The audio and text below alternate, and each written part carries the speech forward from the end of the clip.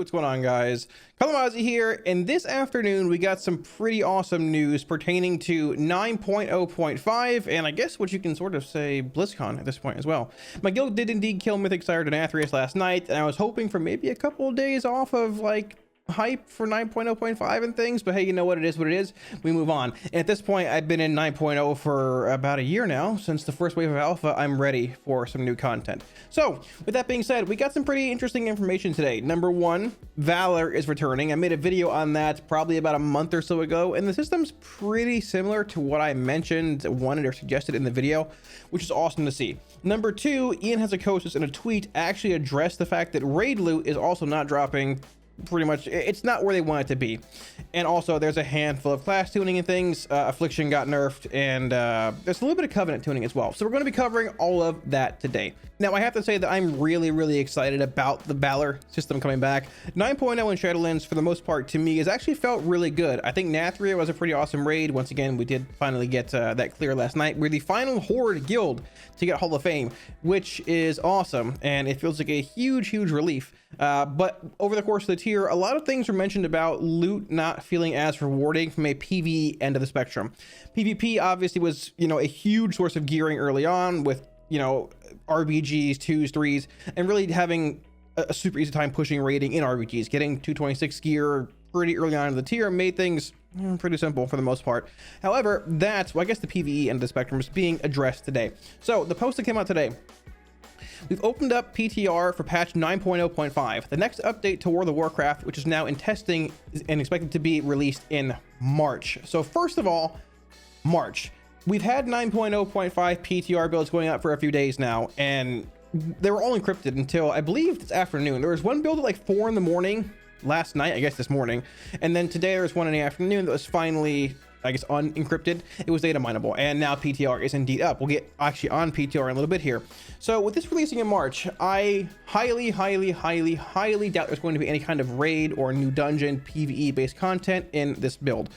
What I'm assuming, which we get to in a bit here, is we're going to see the Valor changes, maybe some Covenant tuning, some Legendary tuning in preparation for the raid in 9.1. Now, there could be some little mini hidden raid in here, but I doubt it at this point. They could actually just, the fact of the matter is, this patch is releasing in March. PTR is up right now. So with that being said, I would assume the raid, taking a rough guess here, is probably not seen until, I guess, April, end of April. We'll see where that goes, but hopefully that'll be 9.1. to some extent. Either way, this update will be a bit different from our usual patches. It's focused almost entirely on systems, responding to the community feedback about rewards, doing tuning that requires a sort of notice and iterations that PTR allows, and fixing a range of bugs that are beyond the scope of our ability to hotfix. Now, this is really awesome. This is the transparency that the player base wants to see from Blizzard. This is what I was sort of talking about on stream the last few days, where I didn't think we'd get any information. I didn't think we'd get PTR until BlizzCon dropped, and we have all this info, which is awesome, thrown at us, and they'd be like, just go, run, and just go. But that's actually not going to be the case. Now, I'm sure it's going to be things spoiled at BlizzCon and then seen on PTR in later builds, but using a 0.5 build to address bugs, tuning, this is great. Because typically what you see is, you see a PTR build for the next raid. So they're tuning legendaries, they're tuning covenants, they're tuning whatever system is in that actual expansion while they're tuning the raid and while they're doing raid testing. But tuning it beforehand gives them so much more time, leeway to fix bugs, to tune things properly, looking at covenants skewing the way that it is, and really just going from there. This is really awesome to see. Here are two of the larger changes you'll see in 9.0.5, with further iterations to follow over the next few weeks. Upgrading Mythic Keystone gear, the return of Valor points. I'm so happy to see this. So basically, this is what they're saying, that PvE doesn't feel as rewarding, as relevant as it should, gear-wise, and they've heard a lot of feedback that, for the most part, running Plus outside of just the achievements wasn't really even worth it for gear farming, so they want to bring some kind of system back to help with that. The framework for a system that attempts to address these goals should be present in this first PTR update, which is awesome. Subject to ongoing tuning and refinement. Gear from Mythic Keystone dungeons is now upgradable. Awesome. This is quite literally what we wanted in the video I put out a few weeks ago. Initially with a cap of item level 200, which players can raise to 207 by completing all 8 Shadowlands dungeons at Mythic 5 or higher. This will award a new Keystone Explorer achievement, while the existing Conqueror achievement for all the 10s will increase the cap to level 213. And then the 220 achievement, Keystone Master, for all 15s in time will allow you to upgrade the 220.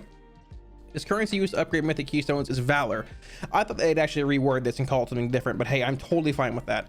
Which is earned from completing mythic keystone dungeons or by doing covenant callings with a weekly cap. So this is actually really cool to see here, and I think it's been missed by a lot of people who are talking about this. The callings are essentially irrelevant now, unless you get like a bastion one for a bell. No one does them anymore. I feel like you get random like grays in your bags that you for the most part just vendor, like my clown mask and stuff that I hand out in raid and we wipe and stuff. Like we just vendor them. They're like 100 gold. Nobody does them. There's no Stygia, there's no anima, there's no soul ash, there's nothing in there. So that's actually a really good change. It will keep people engaged in doing those actual callings, which is a cool, awesome change. Upgrade costs will vary by item slot and will be consistent across all item levels. So the one thing here, people have mentioned that 220 is not high enough.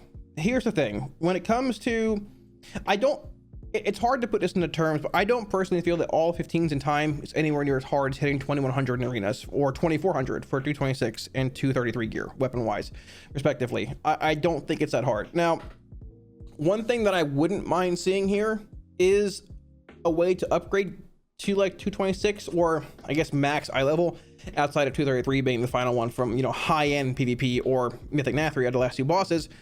But make it like, one way they could actually take this is maybe, for example, off the top of my head, you have that one item you want from Mythic Plus. Say you're looking for a cube from the other side for whatever reason. You finally get one, you've got your 15 achievement done, and you want to push it to 220. So over the course of 2 weeks, you know those upgrades will take those upgrades to 220 will take the equivalent of 2 weeks worth of Valor. I think one way they could spin this, because you still have your 226 gear coming in from the weekly vault, is maybe make the actual 226 upgrade cost a decent bit more Valor than the 221. So let's say 220 costs 2 weeks worth of Valor, but 226 costs a month or 3.5 weeks. I give or take a bit. Now, that might not be crazy appealing to everybody, but the thing is, when it comes to a Valor kind of system like this, Mythic Plus is farmable infinitely. The same can't really be said for PvP in a sense. You can still like acquire conquests in a similar way to Valor, but it's just sort of different, you know.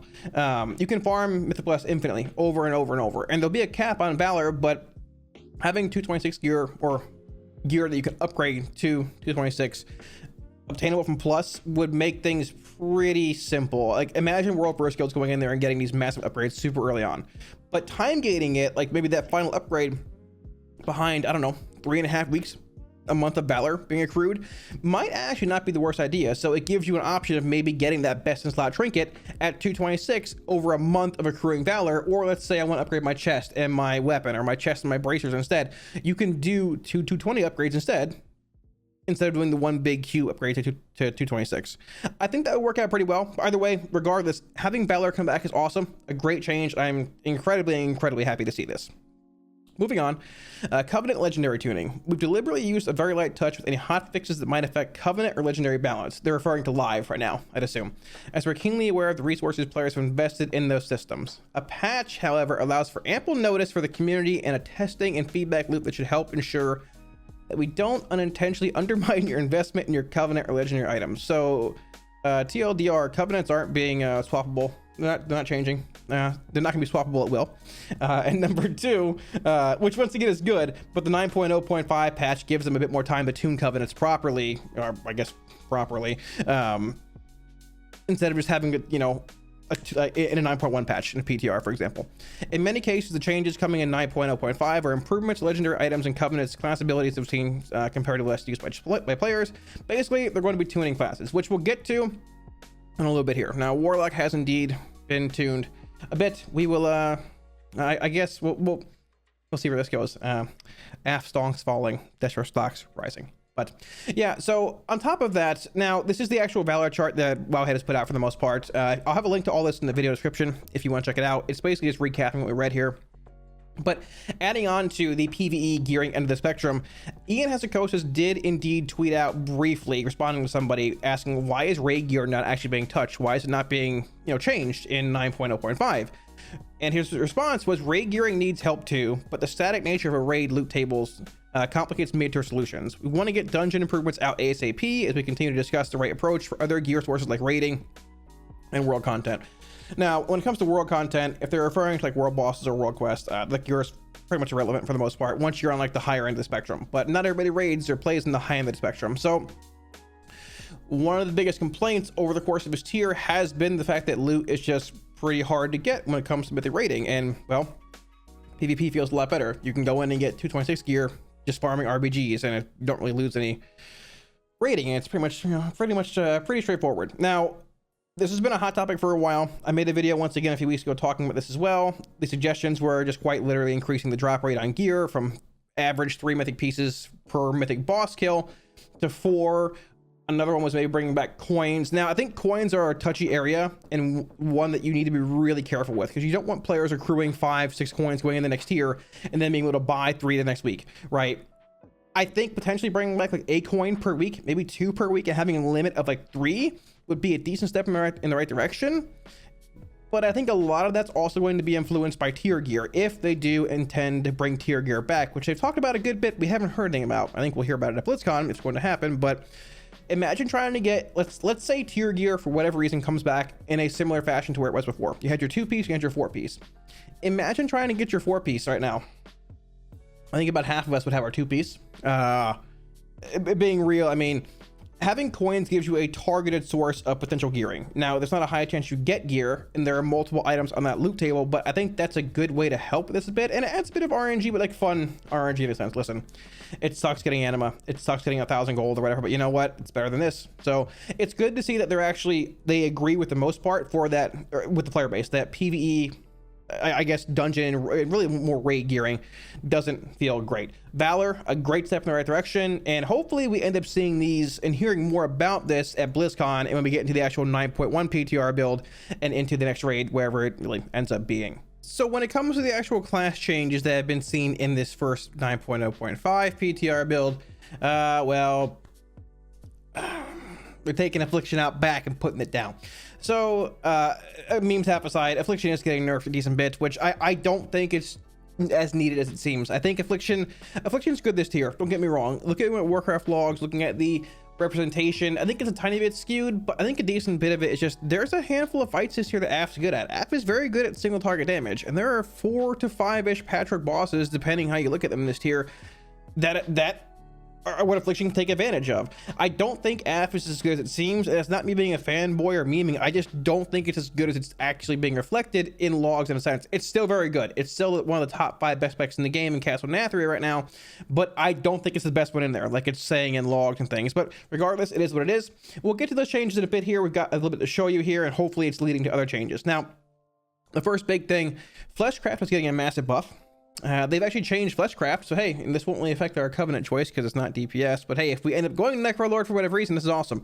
So the channel of Fleshcraft has been reduced from 4 seconds to 3. It now gives you a shield equal to 40% of your maximum health. It's literally been doubled, and while channeling, your damage taken is reduced by 30%. And standing near a corpse now reduces the cooldown of Fleshcraft by 1 second. It could be more, I mean, just sort of maybe tooltip for now, but Fleshcraft has been buffed by an insane amount. This is actually really impressive. This is a pretty huge defensive ability. I wouldn't be surprised if that gets a little bit more tuning over the course of 9.0.5. But getting to Warlock changes here. Now, there's not a whole lot. I've gotten a couple questions about, did they change Decimating Bolt? What's going on here? So we're going to go over all this, and I'll give you my initial feedback or thoughts. Okay, well, number one, they nerfed Malefic Rapture. And so they nerfed Malefic Rapture's like baseline damage dealt.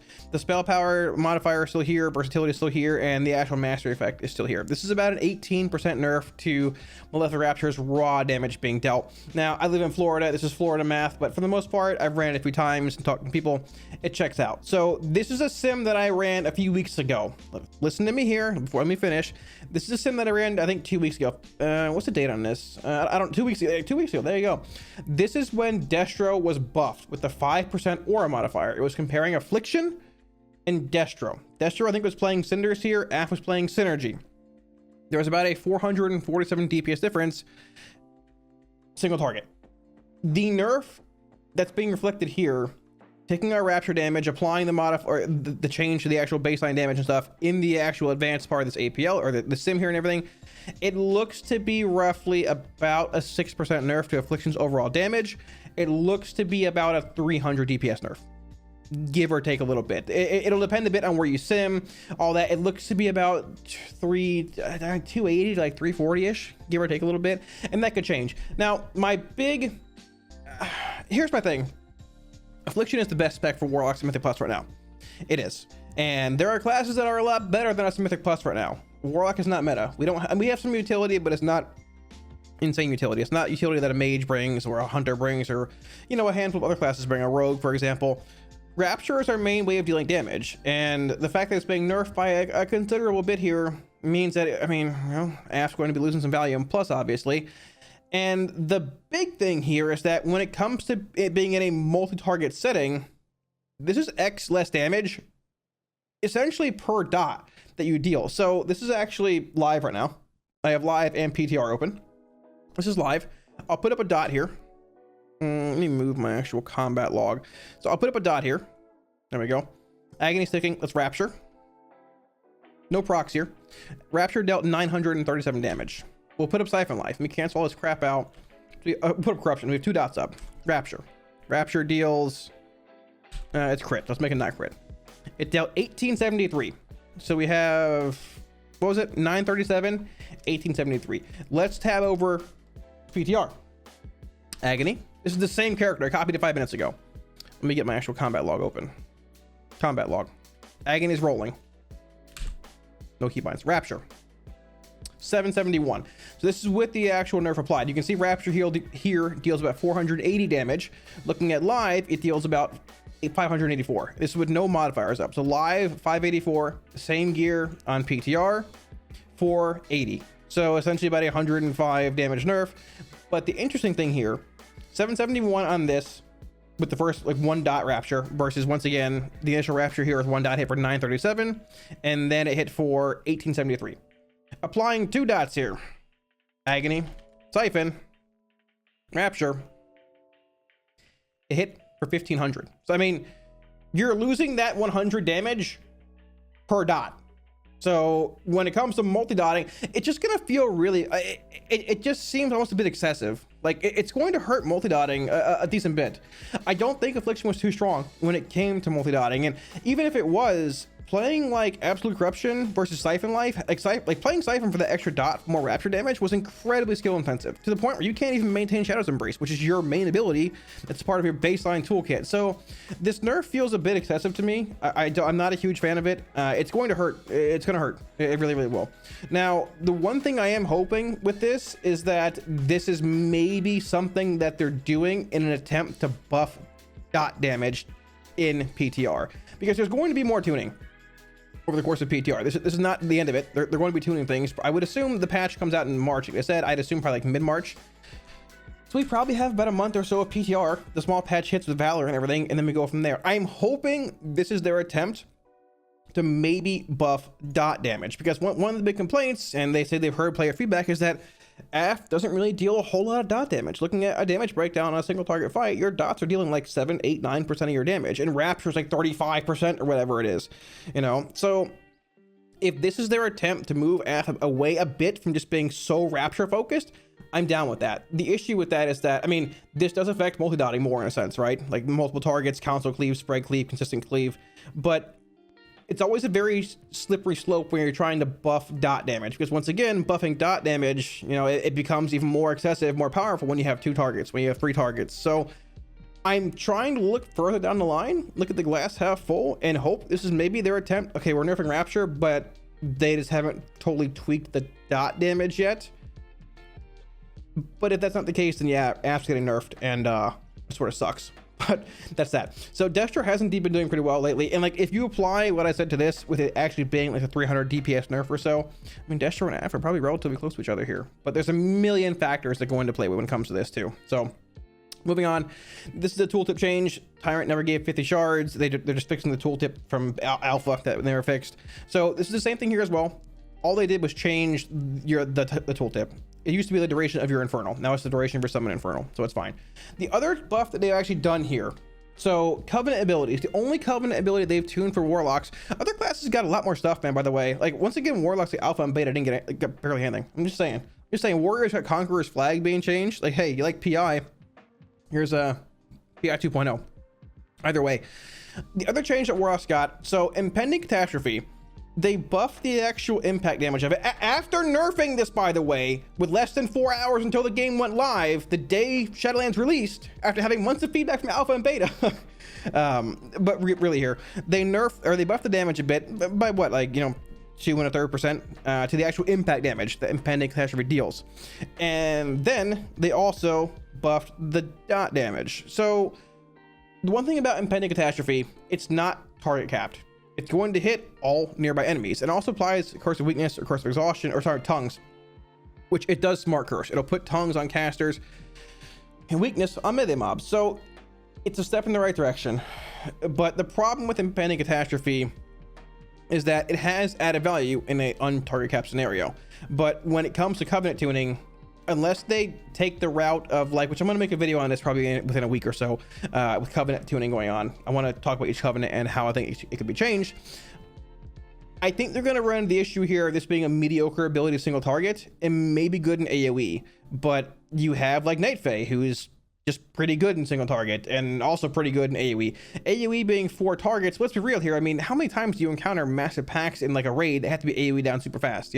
4 targets is typically, for the most part, what you see on most boss fights. I'm trying to think back to, like, I guess Enerva, when ads spawn, it's like 3-4 mobs. Stone Legion Generals, you have like 5-ish, but I mean, like, the master buff there is huge too. Plus you have Grove Invigoration, you have the Night Fae, Covenant abilities and what they bring. So I see it sort of in a weird spot. I just don't think it brings enough being target capped unless you're in a really weird setting. I would like them to take IC the way they took Soul Rot. So in beta, they changed Soul Rot to deal twice the amount of damage to your main target as it does to the surrounding targets that are hit by your Soul Rot. Now, Soul Rot also allows you to, like, AoE drain life. Nobody does that. It's terrible. It doesn't do any damage. It doesn't even, that part of the ability is irrelevant. Don't even look at it. But having that applied to Impending Catastrophe could indeed make this ability a bit more competitive.